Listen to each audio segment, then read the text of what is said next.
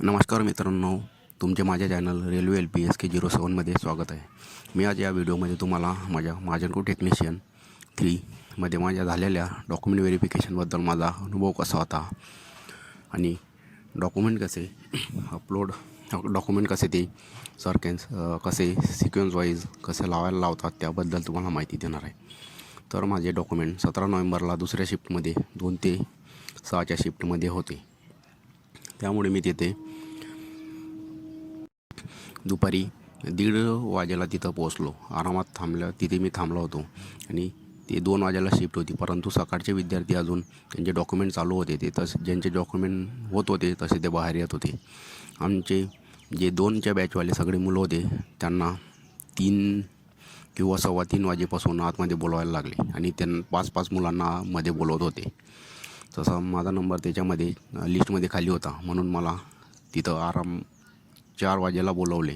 माझ्याबरोबर 5 जण होते. आम्ही सगळे मिळून आम्ही आतमध्ये गेलं आणि त्याच्यानंतर तिथं त्यांचे एंट्री रजिस्टर होतं. त्यामध्ये आमचे नाव वगैरे लिहून किती वाजता मध्ये गेले आणि आमची एंट्री गेली, साईन घेतली.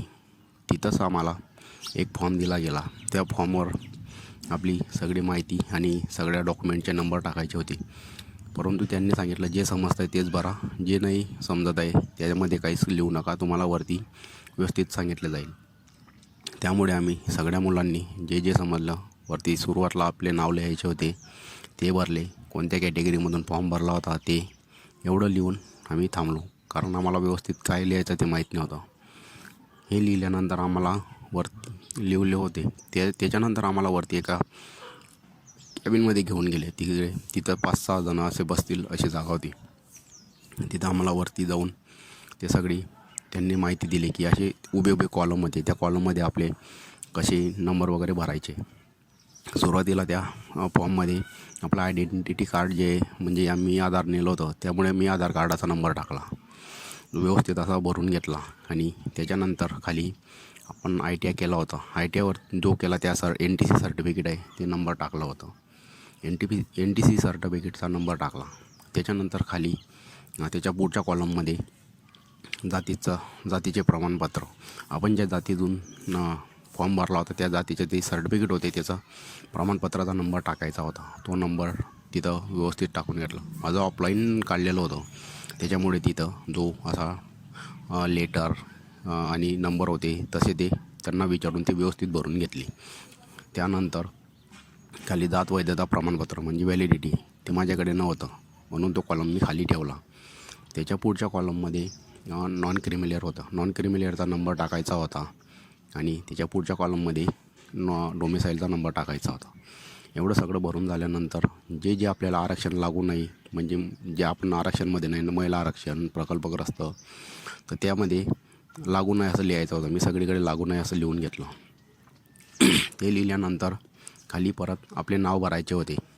नाव लिहून खाली जे स्थळ जिथे आपले डॉक्युमेंट झाले ते स्थळ, त्या दिवसाची तारीख आणि शेजारी एक सिग्नेचर म्हणून दिलं होतं, तिथं आपलं नाव आणि सिग्नेचर करायचे होते.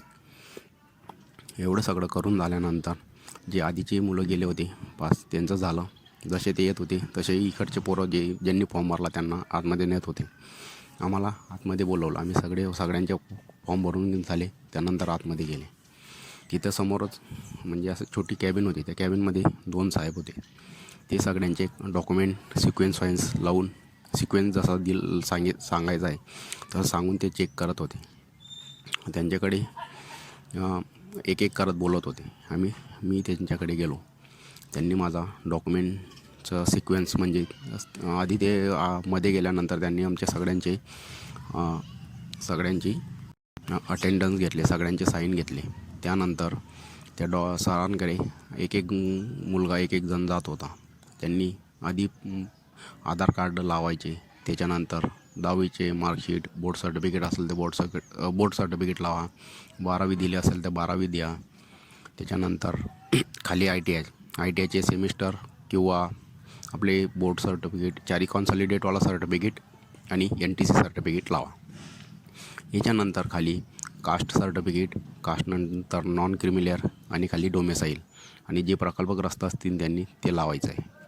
असे सगळे डॉक्युमेंट लावून आणि आपल्याकडे जो फॉर्म भरताना फॉर्म भरला होता त्याचा प्रिंटआउट पाहिजे आणि सगळ्यांचे ओरिजिनल डॉक्युमेंटची डॉक्युमेंट आणि सगळे झेरॉक्स असे सिक्वेन्स वाईज लावायचे होते. सर्वात आधी 10वी 12वी, त्याच्यानंतर आधी 10वी 12वी झाल्यानंतर खाली ITR, कास्ट, नॉन क्रिमिनल आणि डोमेसाईल हे त्यांनी चेक केले. सगळे डॉक्युमेंट नंबर वगैरे चेक करून ते त्यांच्याकडे चेक करले आणि अजून प्रिंट चेक करल्या, नंबर चेक करले. त्याच्यानंतर शेजारी जे साहेब होते त्यांच्याकडे दिले. त्यांनी दोघांनी त्यांचे स्टॅम्प मारले आणि साईन दिल्या. त्यानंतर मध्ये पण वेगळे 3 जणांच्या कॅबिन होत्या. तर सगळ्या साहेबांकडे एक एक करत सगळ्यांकडे जायचे होते. आधी एका साहेबांकडे पाठवले.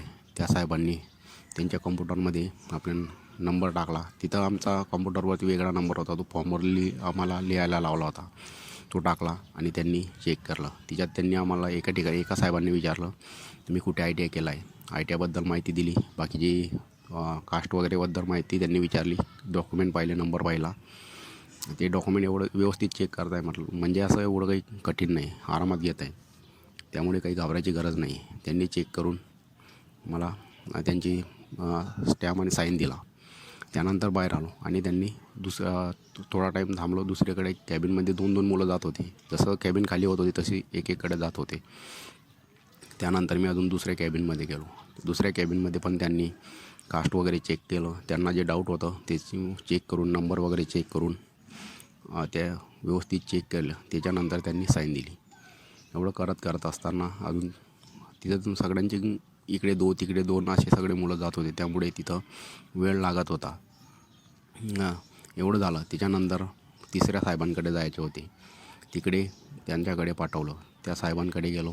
त्यांनी आमचे सगळ्यांचे डॉक्युमेंट चेक केले.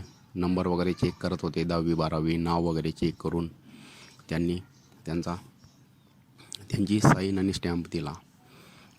एवढं सगळं झालं. हे स्टॅम्प वगैरे करून त्यांनी तो फॉर्म त्यांच्याकडे जमा केला आणि आमचे डॉक्युमेंट व्हेरिफिकेशन झाले.